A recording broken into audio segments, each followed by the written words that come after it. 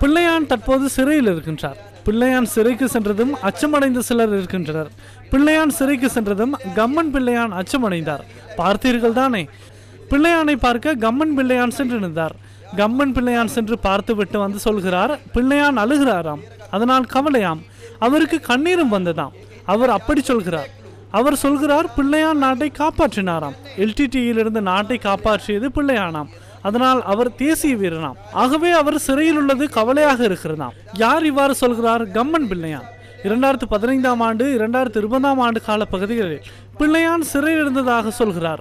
அதனால் 2019ஆம் ஆண்டு இடம்பெற்ற உயிர்த்த ஞாயிறு தாக்குதலுக்கும் பிள்ளையானுக்கும் தொடர்பு இல்லையாம். யார் இவ்வாறு சொல்கிறார்? கம்மன் பிள்ளையான். உயிர்த்த ஞாயிறு தாக்குதலோடு பிள்ளையான் தொடர்பு பட்டுள்ளார் என்று யார் கேட்டது? இதுவரை யாரும் கேட்கவில்லை. பிள்ளையான் சிறைக்கு சென்றதும் கம்மன் பிள்ளையான் அச்சமடைந்து விட்டார்.